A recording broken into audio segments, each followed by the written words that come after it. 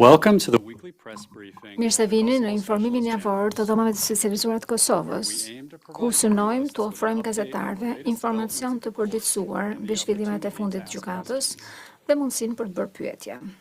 Në çështjen gjyqësore të Pjetër Shalës, seanca e apelit është caktuar të mbahet të njëjtën dhe të premten e ardhshme, më 15 dhe 16 maj 2025. Të njëjtën, seanca do të mbahet nga ora 13:30 deri në orën 17:10 pasdite. Të premten, seanca do të mbahet paradite duke filluar nga ora 10.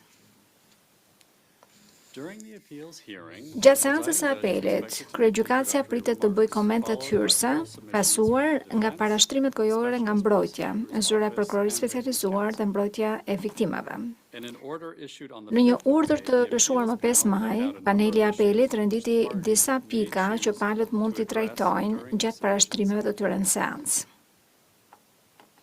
Pjetër Shala është shpallë fajtor nga trupi gjykues për krimet e luftës të ndalimit arbitrar dhe vrasjes së paligjshme më 16 korrik 2024 dhe u dënua me 18 vjet burgim, duke llogaritur kohën e kaluar në paraburgim. Më 29 nëntor 2024, trupi gjykues lëshoi urdhrin për zhdëmtime në lidhje me 8 viktimat pjesëmarrëse në proces, me të cilin urdhëroi zotin Shala të paguante një shumë prej 208.000 eurosh si kompensim për dëmin fizik, mendor dhe material shkaktuar viktimave të krimeve për cilat u shpall fajtor. Zoti Shala apeloi shpalljen e fajësisë, dënimin e tij dhe urdhrin për zhdëmtim. Seanca e ardhshme pritet të jetë në lidhje me apelin e tij kundër aktgjykimit dhe dënimit. Në çështjen gjyqësore të Hashim Thaçit, Kedri Veselit, Regjip Selimet dhe Jakub Kresniqit, më 2 maj, trupi gjykues hodhi poshtë një kërkesë të mbrojtjes së Veselit për të apeluar 2 vendimet mëparshme të gjykatësve në lidhje me pranueshmërinë e provave. Trupi gjykues konstatoi se vlera provuese e provave të paraqitura nuk shpëhej prej efektit dëmtues ndaj të akuzuarit. Më 2 maj, mbrojtja e viktimave parashtroi 2 akte ekspertiza dhe kërkoi që ato të pranohen si prova. Një akt ekspertizë trajton dëmin psikologjik të pësuar nga viktimat pjesëmarrëse në këtë proces, ndërsa tjetra vlerëson dëmin material të pësuar nga viktimat.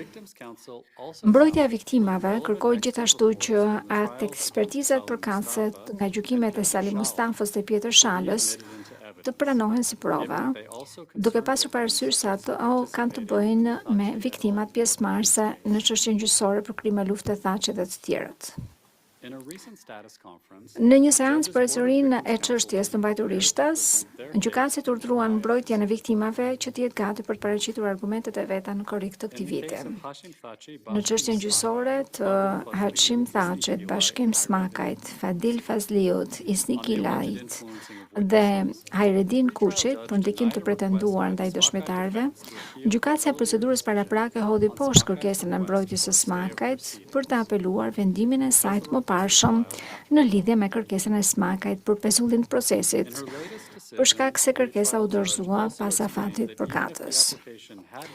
Në vendimin e saj të fundit, gjykatësia e procedurës paraprake shpjegoi gjithashtu se, edhe nëse kërkesa do të ishte dorëzuar në kohë, leja për apel nuk do të ishte miratuar, sepse pika e parë dhe pika e dytë që ngriti mbrojtja në kërkesë thjesht shprehin mos pajtim me vendimin e mëparshëm gjykatëses, ndërsa pika e tretë ngritur nga mbrojtja përbënte shtrembrim të qartë të vendimit të gjykatës.